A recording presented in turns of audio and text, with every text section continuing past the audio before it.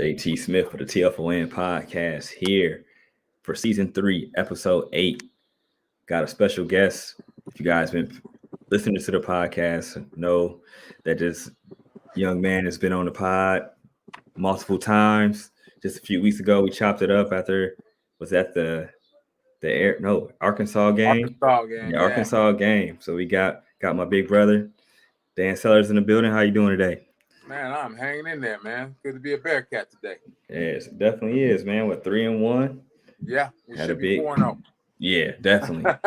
No joke, man. Like, no joke. I tell people that all the time, but like, they should have beat Arkansas by 2 touchdowns at least. Easily. Easily. We chatted the entire game, so we're on the same page. Yeah, people are like, if, but like, if you watch the game, they definitely were better than Arkansas. I don't care what nobody say. Yeah. No joke. Yeah, that's not the kind of opponent you want to play. I mean, they caught us at the best possible time. Yeah.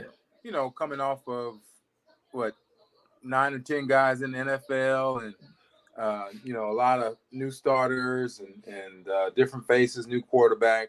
Yeah. And they've benefited, a lot off of that. But you still saw flashes of what, the receiver and core with all that speed was capable of. And, even in that game, Brian missed a bunch of easy throws and touchdowns and first downs. So, but that's water under the bridge, and for sure. I'm sure Arkansas is very happy and delighted that they played us first game of the year with their veteran quarterback and their veteran team. So, for sure, man. So I'm gonna jump right into it. The Bearcats beat Indiana by 21 points. It was one of those games they started fast and then kind of bogged down in the second half, but they still showed grit just from not really being in that position this year so far, being able to tough it out. Like, what did you see? What were your biggest takeaways on the offensive side of the ball and on the defensive side of the ball? I mean, there's a lot of positives, and then with the positives, there's a lot of negatives. I mean, I just can't understand, and I'll start off with a couple of the negatives because the positives were very good. Yeah. I just don't understand the propensity of the team to constantly average over 10 penalties a game. I just don't understand that. I don't know what it is about Lou Fickell's teams. His teams have characteristics that, quite frankly, get you beat in Arkansas game. That'll get you beat against Tulsa and East Carolina, teams that have some talent on their team, but not as deep and not as good as we are. So it just seems like they mentally sometimes can't finish a game. And there has been times in the past where they dominated the whole game. Houston comes to mind from last year. Yeah. Some of those other games when we thought, they might be the sleepy Bearcats, and they came out and dominated from opening bell. Yeah. But in this situation, the penalties, and then, especially the second half, just the lack of effort that I saw on both sides of the ball. And, that bothered me. And I know that was more or less a letdown, taking the gas off the pedal rather than talent. And then the other thing was the inability to stop the run. To establish the run. Oh, yeah. They just could not move those guys, and they played with 7-8 guys in the box the whole game, which allowed for Bryant to have the incredible first half that he did have. So so those are the things that stick out to me when I think about the game. It was exciting the first half, and then the second half I almost pulled my hair out, which I don't have any, as you can tell. But I almost grew some hair and pulled it out. So, I just, but when you look at it, you got, I don't know how many starters they got this year, 15 or so new starters, full-time starters. Yeah, it might be. Let's see, you got one on the line, running back, receiver. Yeah, you probably got about 12. 12 Yeah. to 10 to 12, I want to say, like full time, like legit. It's your spot, Right. and I could be shortening it, but the I whole counted D line, 15. I whole counted D 15 line, new starters. Yeah. yeah, two in the secondary, no, three in the secondary fully if you count the nickel back. Mm-hmm. Yeah, yeah, you might be right. I think it's definitely probably 10 or 11. If I think about it, even if I'm shorting it, it's a lot. It's definitely double digits. And, So and, and honestly, if we would have won that game against Arkansas, we'd be in the top 10 right now. yeah, And that's incredible to say when you had that kind of turnover. And yeah, when I say incredible, I guess it's incredible for you know all the teams with maybe 6 in the country that can just mm-hmm. reload. So I said at the beginning of the year I gave us 2 losses, and unfortunately I thought we would lose to Arkansas, Yeah, I feel you. and just have that mental letdown that we seem to have every year against somebody very good. Um, you know, but with that said, watching the team over the last 3 weeks, I see that they have the capacity really to run the table. I mean, they're a good football team. Yeah, They're just doing Luke Fickle team stuff. And I ain't blaming it on Luke, but for yeah, some reason, since Luke has been here, they have given up 10. They've caused 10 penalties or more every game, it seems like, and one of the worst teams in the country at being penalized. And that's going to come back to bite you in big games and yeah. in league games and competitive games. And they're not under the radar, even though Houston was picked to win the conference this year. Right now, I think everybody would acknowledge that Cincinnati is one of the 2 best teams in the league. Oh, for sure, for sure. And Houston's been dropping the ball a little bit too. Yep. So Yep. that's Houston that's had a tough start. Yeah. yeah. So that's not helping. Bearcats, even with the loss, you can arguably say they should have won that game, no matter if you're a Bearcat fan or not. Just if you watched it. If you didn't watch the game, then the comment saying that Arkansas like dogged them or whatnot would be saying you didn't watch the game, look at the score, and they only won by 7 anyways. But Right. you know what I mean? It's like, oh, it's the SEC team, they beat them. So, but yeah, I think they're like it's a very talented group, and I knew it. I just didn't know if they would gel fast enough. Just being a lot of the new faces, having a new trigger man with Bryant. But I knew they had the talent, and it's showing. Like when you watch it, they beat undefeated Indiana team handedly, you know what I mean, into the Oh yeah. second half. I mean, they don't take the gas off and make a couple plays early in that third quarter. It could have got real ugly. Yeah. So, No, you're right. and then them to lose all they lost in the secondary, it's not it's not open season back there. They're getting a couple more plays than normal, but it's still not open season where people are just doing what they want back there. So it just shows to how good they've been recruiting, and the people staying and buying into the system, and it's working. So yeah, yeah. I got to figure out what's going on with Brian. I mean, he can look super spectacular at times, and then he can look very sophomorish and incapable.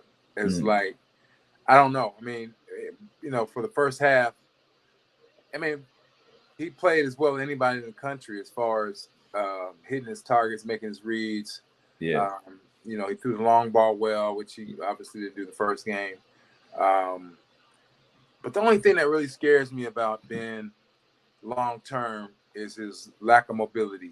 And we've been spoiled where, a guy could take off at running a 4.5 and get you 60, 70 yards. Yeah. This guy is a magnet. I mean, this dude, he can't avoid a feather, man. He's,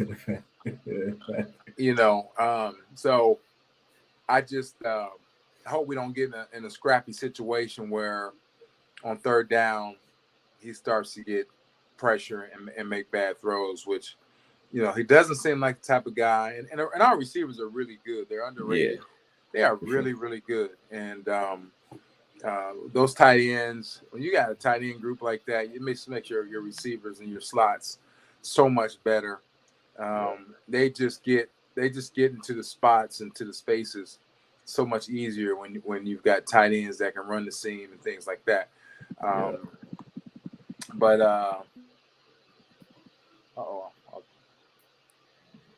good. You still there? Off here. 1 second. All right, no, it's all good. Yeah, I'm here. I'm still sorry, in my phone is doing its own. You went in ghost mode. Yeah. So Marable, what's going on?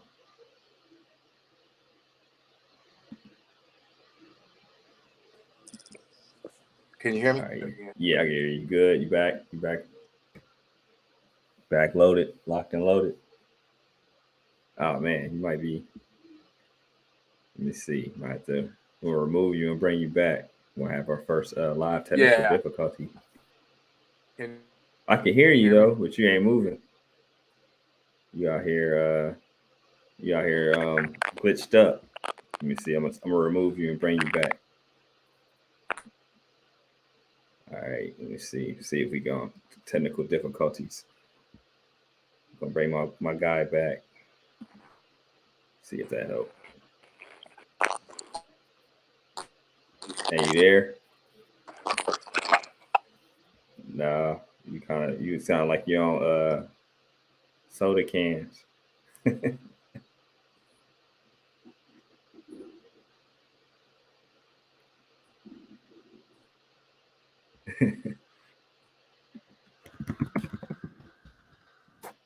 right, I'm gonna go ahead and take them all the way out real quick, guys, and then just bring them back all the way.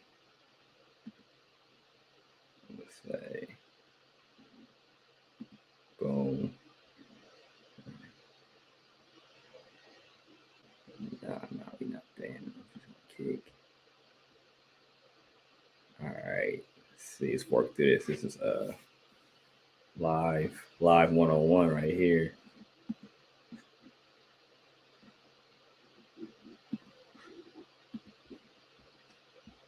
Get my man Dan back in there so we can finish talking about my man Ben Bryant and the Bearcats offense that has been doing pretty good. Had an interesting game on Saturday, scoring 38 points, then only getting 7 in the second half, but it just was how they looked. But overall, it's crazy how good this program has gotten, where you can win by 21 and you can still find some flaws or whatnot. It's crazy. Maybe like when you first joined, Fickle first joined, you probably wouldn't be nitpicking as much. That's how good they've gotten. So, all right. Let's see. Send this back over to my guy.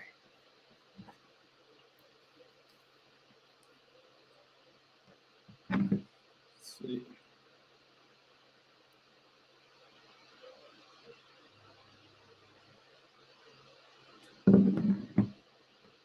So, then we'll finish chopping it up. Talk about that. And then talk about a little bit of Tulsa and some other stuff. Caught me in my workout gear. So, if y'all watched last week, I had the same tee on, but this is when I'll be getting a quick little gym workout, get my coach on. So, non-podcast related.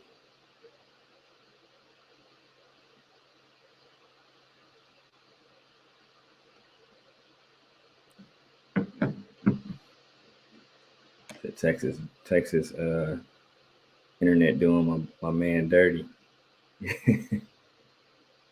My man Dan, Texas internet not showing no love.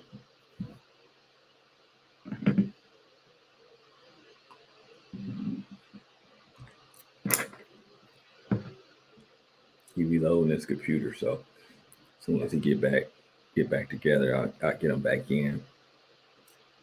But I'll take that gap to talk a little bit about hoops real quick.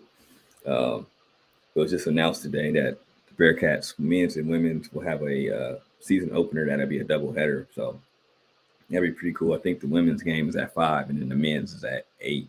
So like if you have a men's ticket, then it's good for the women's game as well. And then I know tomorrow is the media day for the men. So my man Neil Meyer will be there.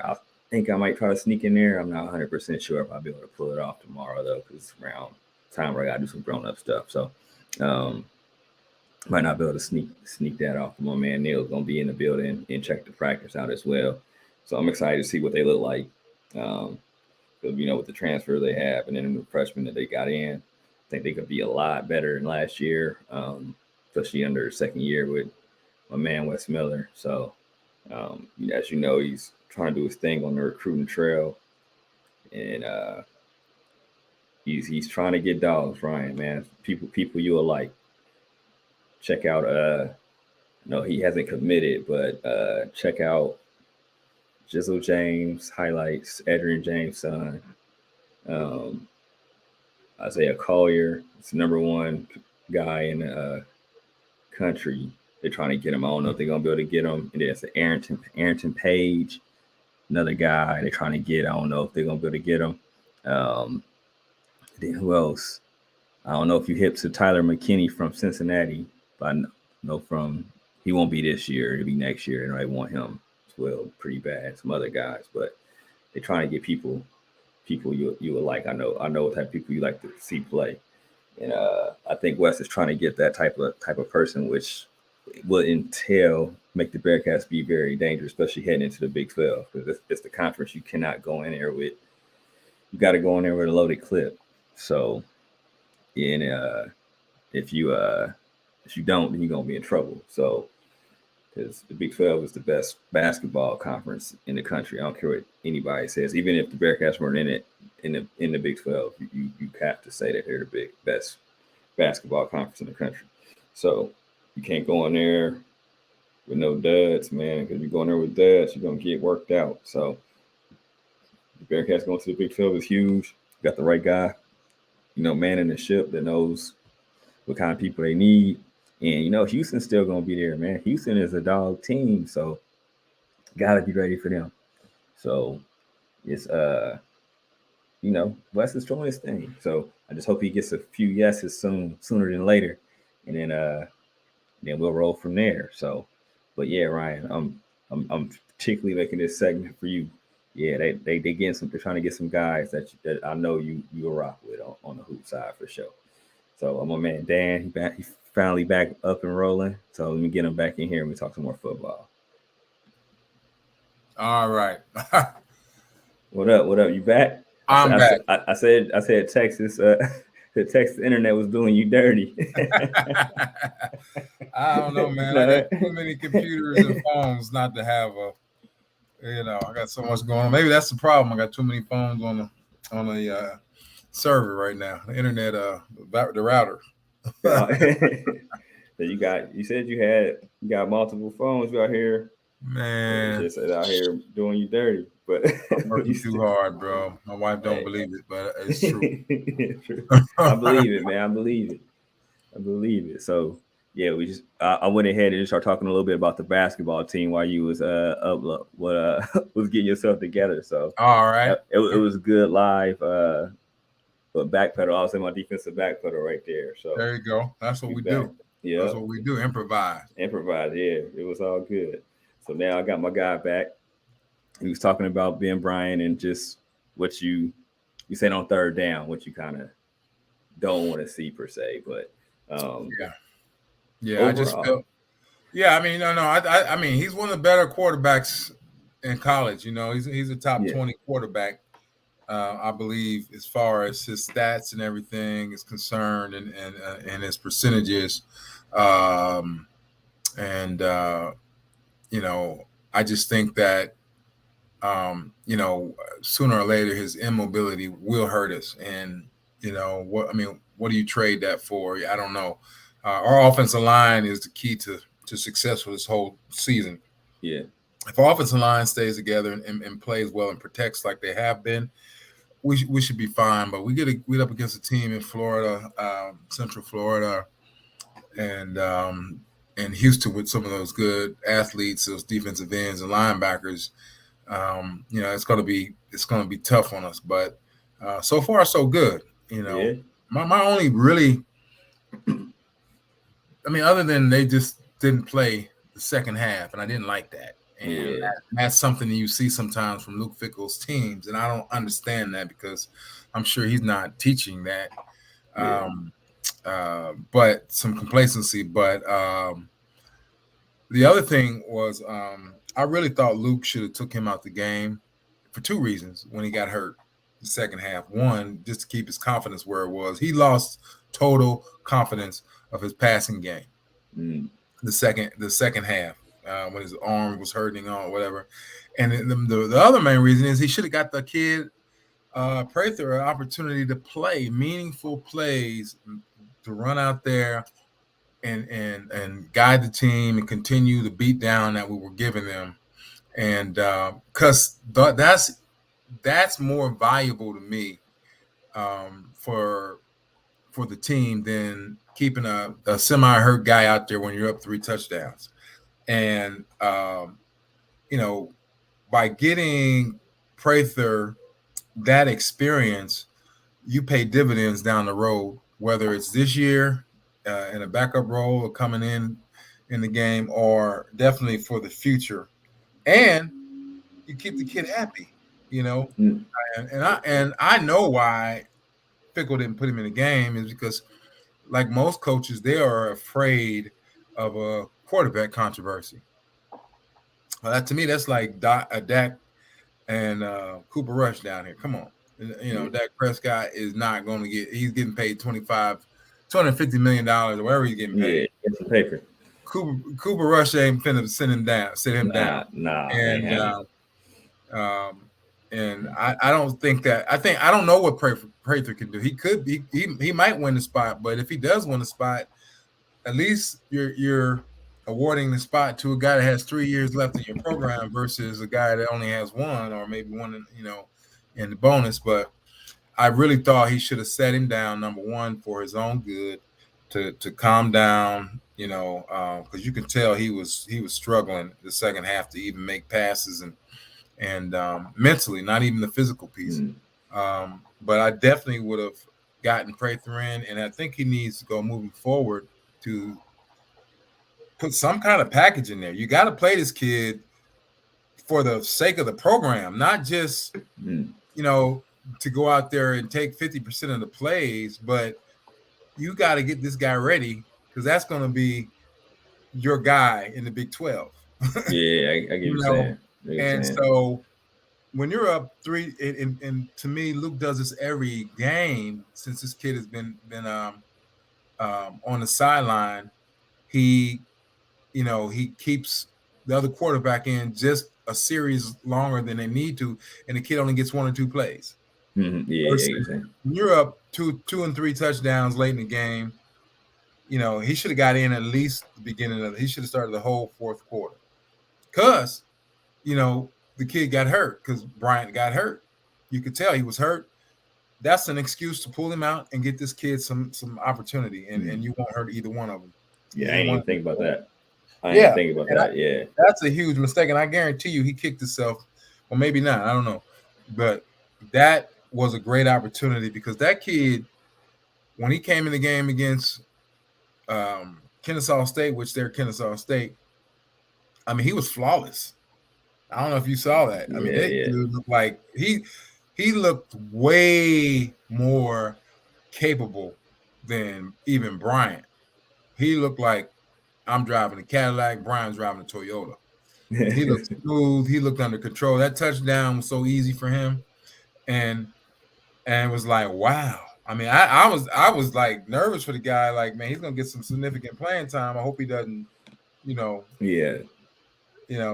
mail it in. But that kid got in. He was like 5 for, I don't know, 6 or something like that. 4 for 5 or 4 for 5. Yeah, he was like 90% passing and 2 touchdowns. Come on, man. Nah, you got to play that guy. Yeah, you got against a good Big Ten program. You should have let that guy get in the game. You got to keep that kid happy because, we're not going to be talking about Ben Bryant after this year. Yeah, it's possible. But I will say this. The positive is, okay, I will say that I'm definitely on board with him getting some more snaps when need be for sure. Maybe having like a red zone package or stuff, maybe helping with the run game.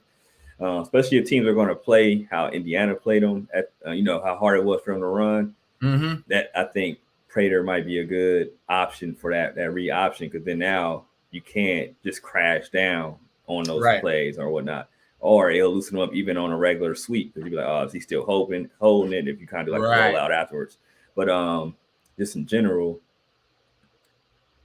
if Bryant keeps up the rate, because right now 3 games, even you take away Arkansas game, he could have probably had 500 yards if he made those throws in the first half, which is crazy if you think about it. But like, he could legit, if Bryant keeps going like he's going, he can move up and probably be like a second-day quarterback, possibly.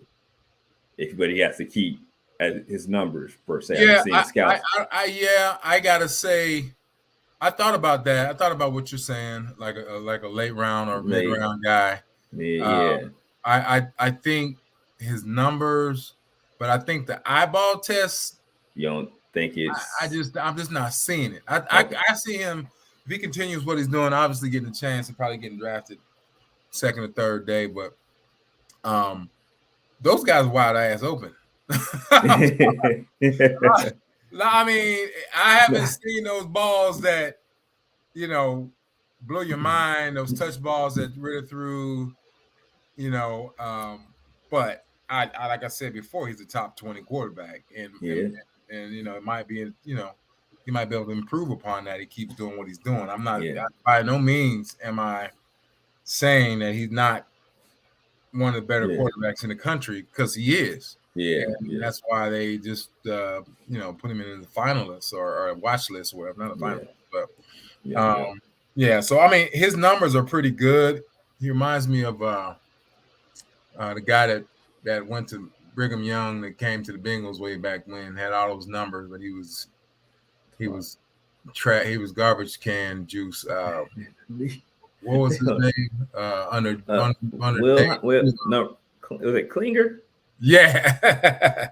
I'm not saying he's gonna be garbage can juice, but I'm just saying that he's got his receivers are wide the H open. They're wide the hell open. And they are open. He missed 5 of the mugs against Arkansas. And he's gotten his passes are beautiful. I mean, I can't take anything from him. I'm still mad at the Arkansas piece. Okay, I'll admit that. I just and I was the same way. I was hard on Ritter too. For sure.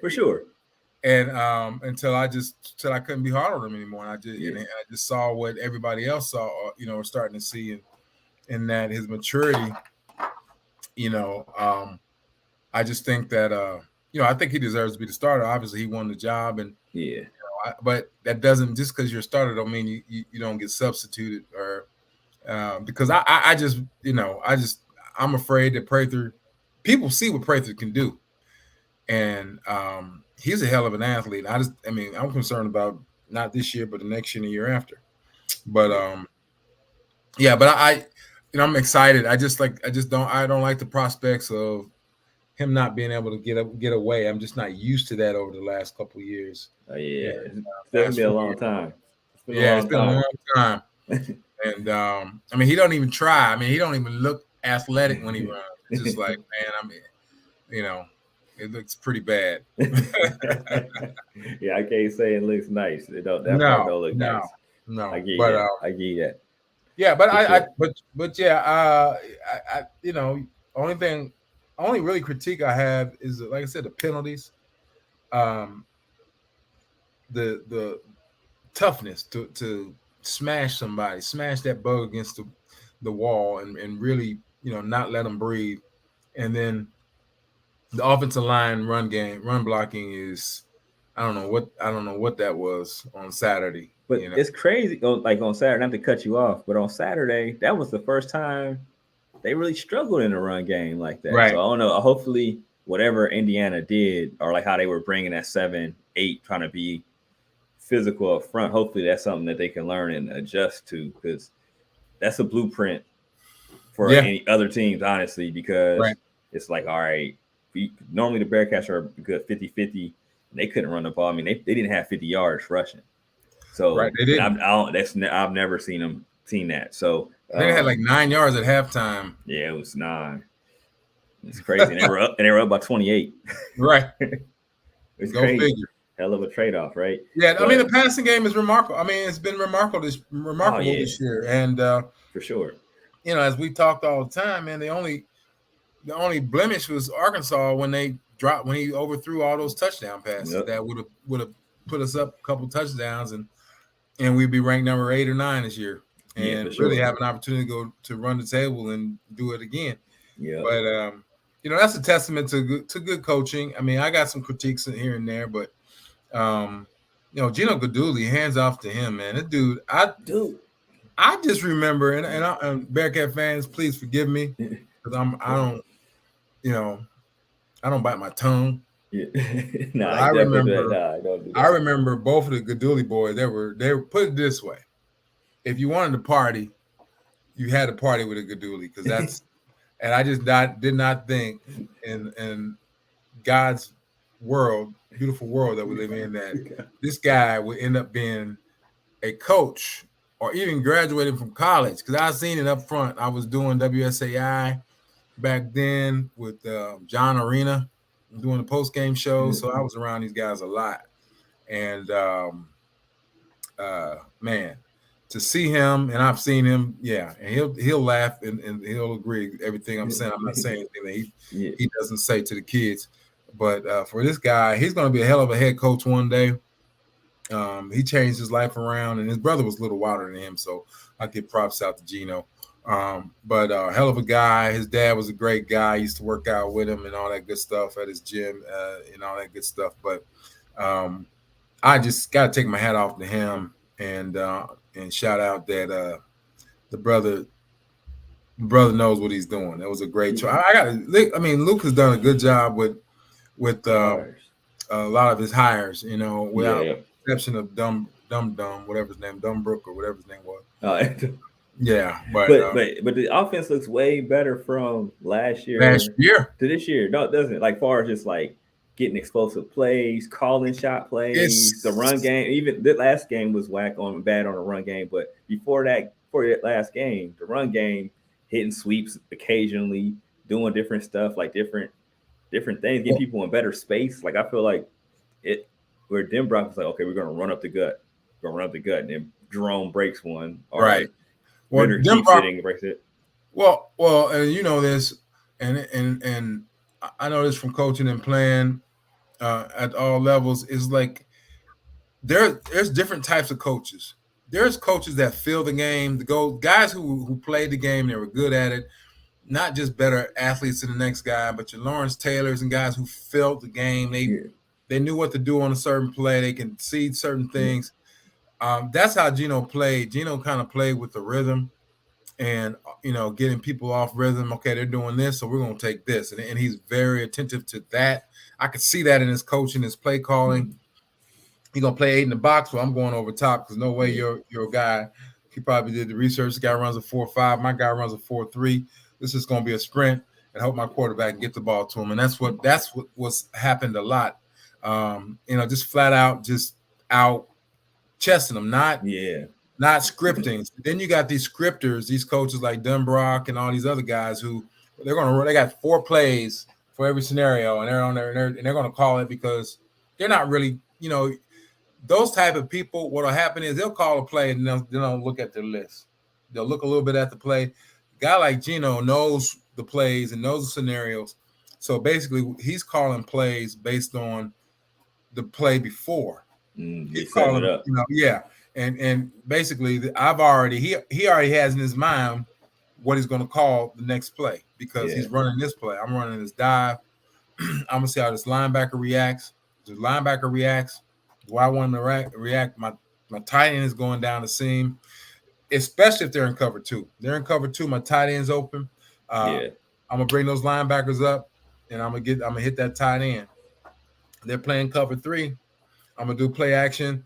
My guy's gonna do a stick outside, and boom, I'm out there. I'm going to the middle. I'm going to the seam, not the middle. But you know, so it's that's the way great coaches coach. And The guys who get hired because their dad and granddad were coordinators and coaches are the ones that read the the charts, and the ones that the Belichicks of the world, they coach on field. They understand where to put the right people in the right spot, and they're always watching the opponent versus paying attention so much as to what my guys are doing. I want to make sure that I put my guys in a good place to be successful, and that's the feel that I get from Gino.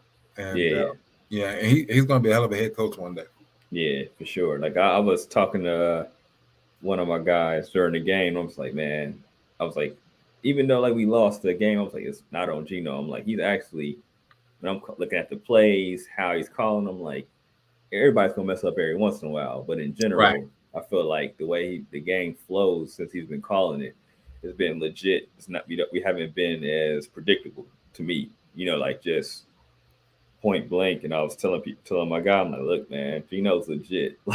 like I didn't expect it to be like this good. I thought he would be better, or at least a breath of fresh air from Denbrock. Slight to him, because he did get him to the playoff, help him get to the playoffs. But at the same time, we knew what he was at Notre Dame before he came here. We see him. We see what LSU is doing right now. They don't look like world beaters or look super exciting on offense. Right. Exactly. So, and they got talent down there. They got enough talent to be explosive if they want. But absolutely. So it's good to see, the higher work, and then to be a guy from the area and him to take that leap, because he's been on staff for a while. So if it doesn't work, he's either going to have to you have to get rid of him possibly, or if you don't promote him and he goes somewhere else and is doing what he's doing here, you're like, dang, we should have kept him in the fold. So it's good that it's working out both sides. So I agree 100% with what you're saying, man. Defensively, not bad. I mean, I'm gonna tell you, that daggone Pace is amazing. Monster, ain't he? I mean, he's the best linebacker I've seen in college football this year. I can't argue that. I really can't. Like, it sounds like a homer. That sounds like a homer comment, and I even had to take a step back. I was like, dude. But I was at the game Saturday, and I'm just like, damn, this dude's an NFL player, bro. Like I don't care. Like, you could say, all right, he's not 6'1", you know what I'm saying? Right. He's not 6 foot. But if you watch the tape and don't look at what he weighs, his height, he's an NFL player. He'll be undersized. He'll be in the top two rounds. Ain't no way. He's gonna win the buckets for Roar. He got to. I'm already. That kid from Tulsa won it 2 years ago. He's better than that guy. Oh yeah, he is. Yeah, he's better in college. Yeah, for sure. Mm-hmm. He's a mutant. Like, that kid is crazy, and like he just snapped. Every time something good happens on defense, he's involved. He's like the kid for the Cowboys, and I mean, not as big, but he's just everywhere. Sacks, pass coverage, run coverage. Yeah. I watched him run over an offensive guard, manhandle him. And I'm like, this dude is 5'11", 225. Yeah. He might be, he was bigger than that. They slimmed him down. He probably like 230, 240. Yeah, they said 240, then he lost like 15 pounds. But they said, he's 260 something when he came. Oh, wow. I wouldn't want to see that. Yeah, he was 260 something. Wow. Something like that. He was big. So they got him slimmed down, and you see what he's doing. He was killing at Miami. He was great at Miami. But he about to get drafted. And I was saying, I had said something to somebody, was like, he can't play his linebacker in the league. I'm like, shit, you ain't been watching the game. Yeah, so you ain't been watching the NFL. You got a lot of guys 5'11", 230, 235 that's in the league that kid from but Tampa Bay. I mean, it's a kid. Bro. It's just some kids are just different, and he's one of them. You know what I mean? Right. Like you get a chance because your size. Like, he don't hit the specs, but if you watch it, he's an NFL. Like, he's not a safety. You know what I'm saying? He's a linebacker. Like, he's an NFL linebacker. Right. They're not. And nobody in the NFL is going to watch that film and say, I don't want this guy. No, I want team. I played with a guy named Willie Pless. He was about the same size. Willie ended up playing with New Orleans for a bunch of years. They call him the Predator. Same size, maybe 5'11", 225, 230. Yeah. But on film, he played so big. I mean, he didn't avoid any contact with linemen, and linemen, would have to bend over to get to him, and he just light their behinds up. Yeah. Yeah. So it's I don't see him not getting drafted, but I mean, we just got to make sure he stays healthy and because without him in the middle like that, I was very critical of Huber. He's been playing a lot better. I think the other kid has been playing more than him, or not more than him, but a lot more. I can't think of his name, number 4 or 7 or think 7. Oh, right. Thomas. Yeah. So I think they lit a little bit of fire under Huber because he's more, aggressive. He was extremely timid the first 2 games. I was like, what is going on? And he's been a lot more solid since you had the comments. I feel like I had to apologize to his dad, like, hey man, I'm sorry, but we all on the same text, but I had to put it out there on the text, like, bro, number 2 is killing us, and I forgot it was his son.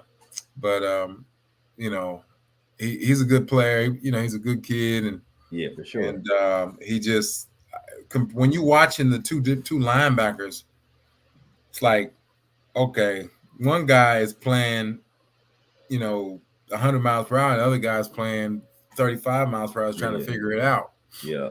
And now I think he's playing a little more fancy foot free, and then the other kid is in there playing. So I mean, they got a good rotation at linebacker right now. They got a strong rotation. That helps a lot. Strong rotation. The other problem, though, when we were talking about what do I see in the negatives, is we just don't have that edge rusher. Okay. Our defensive ends are pretty stiff-hipped, but they're good players. I mean, everybody doesn't have the athleticism that Samaje had, and some of the guys, but they're good players. They're good, solid players. I just don't see like you knew that if it was 3rd and 8, they was gonna have to chip Samaje, or he was gonna at least flush the quarterback up the middle, or even though he didn't get a lot of sacks last year. I just don't see that same talent. He caused a lot of havoc, right? For sure. Yeah, Phillips had a solid game. Yeah, he did. Solid game. If he could build on that, I want to see what the Potter kid, if he keeps. Now that they got the other big boy back from the injury, that got that had the scoop and score. That was his first game back. So now they got about 6 or 7. They really can rotate. They trust the rotating in there. So I'm gonna see what that looks like coming. Next coming weeks, barring any, knock on wood, any kind of injuries, because them losing Malik, that kind of was a big one. But I thought they would be fine because they had the players, but it's a lot of inexperience going there. So I want to see if Phillips can keep building on that game that he had. But we don't have that guy, like you said. Like right now, it's nobody. Well, right now it's honestly Pace. It's the guy they kind of look for right now. But now off the edge, we need to see who can step up, or if they're going to start sending Thomas a little bit more, because he's got the size to do it and the speed.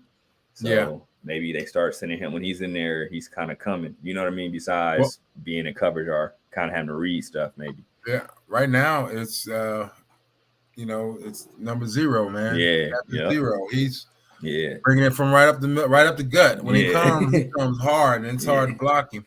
For sure. And so I looked more, look for more of that.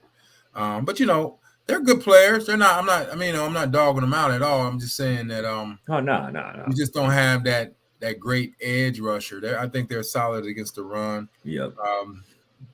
They need to be more punishing. They started to start punishing Miami later in the game, and I really like that. And and they played well against Indiana. Yeah, gave up a couple big runs, but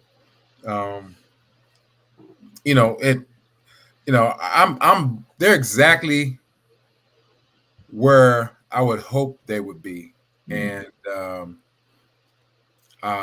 just trying to figure out who they are. This is going to be, anytime you play Tulsa at Tulsa, you don't know if it's going to be a freaking hurricane down the middle of the field, or it's going to be snowing or sleeting. And they ain't nothing to do in Tulsa, so people gonna be at that game to see the Bearcats play. We're the biggest show to them almost, besides You Oklahoma. gotta be.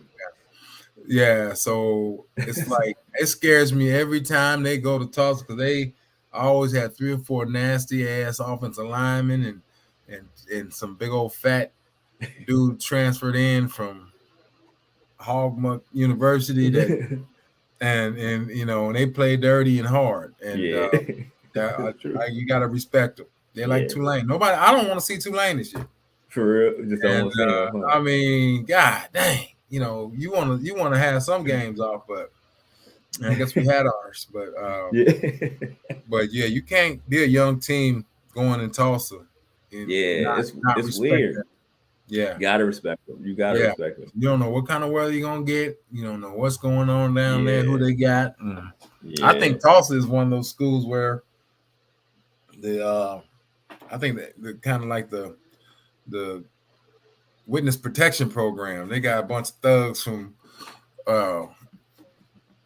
Compton playing on that squad, dog. That's a funny segue to what I'm about to say, because at the presser, it's like the thing, and they give you the numbers of like students, right? And then like our student enrollment is like 40-something thousand. They got 3,400 at Tulsa. So that it might be witness protection for real. Yeah, I'm thinking it is, man. Because some of them cats go up and like, was that last year? Boy, they smacked us around like them big old hogs. Them off. They ran the ball 7 yards every time they ran. Yeah, they might have. 3 of them in the league, I think. Yeah, the one kid was starting for Dallas the other day. Last night, tackle. Yeah, when they kept false starting. Yeah. Man. There was I seen some. That's a big boy. Yeah, big old boy. He's a big one. But yeah, man, that's I look forward to that game, and this will be a test for the young guys because they're gonna get punched in the mouth. Yeah, for sure. At home. The good thing is we're not ranked where we could be ranked right now. I think right outside the top 25. I think we're like 27 or something like that. Right. I don't understand that either, but whatever. Nah, we had that one loss to Arkansas, and everybody expects Arkansas not to be this good, be that good, and it's a bad loss for us. To be quite honest, we should not have lost to them. Watch it. If you saw the game, it's definitely a bad loss. Like because it's one you should have. Man, they really beat them. Like it's crazy. I mean, they beat themselves. How about that? You don't win, but you beat and there's yourself. there's not another team in the conference at this point. Nah, they ain't it's going to break the top 25 anytime soon. But I mean, all those teams, like Tulane is undefeated. Yeah. Who else is undefeated? Tulsa's not, but no, not Tulsa. They had some tough games. They just played Ole Miss. Only lost by 8 to Ole Miss. Right. Exactly. And that's what I'm trying to say. And they could possibly don't know what they're gonna do because this year they've been throwing the ball around the yard, which is crazy. But the recipe for success against UC was playing smash mouth against them. Yeah. So we'll see. Yeah, we don't have anybody that's purely undefeated in the conference anymore. Memphis is 3-1. Navy is 1-2. UCF is 3-1. Tulane 3-1. Houston 2-2. SMU 2-2. Those are like the big threats. Yeah. UCF, man, I think they're gonna be. I think he's about to Tuberville them. Oh yeah, you think he's gonna bounce? No, I think he's about to be their Tuberville. Mount Zion, Mount yeah. I think he's about to be their Tub. Everybody deserves a Tuberville. I think everybody gets. I think that's gonna happen. You know how Tubbs had us like respectable for the first couple of years after the first touchdown, then it started declining. I think he's gonna do them the same way. Man, those retreads don't work, man. Retread coaches don't work. Never. I don't. Two worst coaches in UC history. 2 was Tommy Tuberville and Dave Curry. He was my head coach. And people don't even know. Nah, People don't even remember Dave Curry. Nah, I ain't hit the Dave Curry. He was horrible, man. He was the worst coach in college football, man. He almost killed the program. And he was horrible. If I see his old behind on the street, I might trip it. You might trip him still? Yeah, because he was horrible, man. Hey, yeah, it's funny. It's funny because that's how I feel like that's how a lot of the players feel about Tubbs. He'd be like, "Man, imagine." I said it was rough watching it. He said, "Imagine playing for him."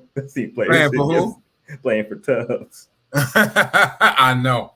They said, "Imagine playing for him." I said, "Man." Well, you remember how we would come out of the press box and go to the to the coaches' press conference, and his wife and all his buddies would come in town. They be ready they was dressed to go to the club and everything. Tubbs said about 3 words. Yeah, we played a good team. Team was good. Boys good. Ready. Gotta go. And he's gone to the club, man. Go to the club. I was like, God dang. Yeah. Them 45-minute practices. It was crazy. Yeah, it was wild, man. Now he's a freaking senator. Yeah, that's wild. From Alabama. Oh my God. Wow. If we only knew. Yeah. Whoever thought a dude that coached to you during the prime could bust a team down. Man. Like a program like that. He almost put us. That's probably why we couldn't get in the Big 12 that first time. I guarantee you that was a big reason why. Because they hired him thinking that's what was going to happen. Was going to get to the ACC. Yeah. And they were like, "Oh, y'all got the wrong dude." Yeah. But anyway. Yeah, for sure. I digress, man. I know it's getting late. I know you probably it's 11 o'clock your time. Yeah. But man. It's been real once again. For sure, man. I appreciate brother. You. Oh man, for sure. We do this like in our sleep, man. Yeah. And gonna have what time is that Tulsa game? Is that a night game? 7 on ESPNU. Okay. So I guess it'd probably be 6 your time. Yeah. 6 your time. I'll be on the patio watching it. And I'm gonna have to check it out. I should be able to be stationary. So I'll be smoking. I'll be smoking one of my cigars. I think I'll go with my Perdomo champagne. Hopefully, I'll start smoking after halftime. If it looks like we're gonna win, I'll start smoking. If we're struggling, I'm gonna be cussing. My neighbors are gonna be looking over the fence like, "What is he doing?" Drowning in the pool or something. Yeah, I feel it. Be like that sometimes. The away games be more stressful than the home games. That's what I'm saying. I almost hate to watch the Bearcats sometimes, man. Like this past week, it was like first half, grandkids climbing all over me. Oh, second half, get away from me. That's how it go, man. That's how it go. Because I was like, I'm at the thing. I'm like, man, like distracting the media part of it. I was in the overflow, so I was safe for real. But it got crazy because it was like, bro, I could see it happen. I'm like, they gonna slow walk them down, ain't they? Like in my head, they slow walking them. That's what I said. They ain't gonna slow walk them. They slow. Oh, that's embarrassing. I was like, I was gonna be embarrassed if they came back, but they did. Again, man, those guys. I mean, I don't know what it is about Luke's teams. They just got to be more focused at times, and especially when it comes to all those damn penalties, man. That is heartbreaking. They were doing good too early. Yeah, they were doing good. Like this game, they were doing good. Then it got rough. My man had the couple of them was a little iffy. I thought though. I will tell you when it went bad, and you were at the game, so you didn't hear it. The announcer said, "What did he say?" Bearcats only have 4 penalties for a team that is one of the worst penalized teams in the country, averaging 10 penalties, and they ran off 6 straight. Like, yeah, because it was like 3. It must have been 3 after, because it was legit. Like, I literally looked at it, because you know how you look at the stats and it show you the little cumulatives. It was like, damn, they only got in my head. Then it just started going crazy. I can't even blame Mets anymore. I got, he was my scapegoat for a couple of years, man. He was good for 2 or 3 offsides. Yeah, he was game. That was his. Is he still on the roster? I haven't seen him play. Yeah, he had an injury. Okay. So he's cool now. I think like if they need him, maybe. Okay. But I think that's what slowed him up because he was probably going to be the guard, and then the other kid, the right tackle, he's the walk on, and then it fell in love with him, and he's been doing pretty damn good. Like Yeah. so, That's what's up. yep. So that's pretty crazy. Like his story is, he might have to be able to make a book or something, especially with NIL. Oh yeah. You know what I'm saying? He might be able to pull that off. Go Yeah. from a walk on to the starter, like say a sophomore, junior, I think. Where's he from? Don't give me the line. I don't worry about it. I'll figure it out. But Cool. But yeah, man. Cool. Well, we'll end it on that. And all then right, we'll brother. make sure I hit you up during the game. And y'all just make sure y'all check out the front office news. Follow the front office news. Hit up 513 shirts and get y'all Yes, some sir. TFON gear. And then if y'all gamble, hit the link on the website and y'all get a free play using TFON 125. All right. Yeah, can I give a shout out? Let me give a shout out before I go. I'm gonna give a shout out to the Bearcat Brothers text link that we got going on. It's growing and growing. I don't know how many, maybe 100 or so ex Bearcats. From some legends, Reggie Taylor, just a bunch of great players, and like I said, Hubert's dad, John Arena, just chatted with him. Just so shout out to you guys. I'm sending you the link again. I don't need you to check my boy out, not only on the podcast, but the front office news is one of the larger outlets, and he and I have been covering UC football for a long time, and he's done a great job of it. He does football and basketball. So shout out. I'm going to put this on the link, and I want you to share with everybody in Bearcat land. All right, brothers. All right. We're back. All right. Appreciate that, y'all. And that's how we're going to end this pod, y'all.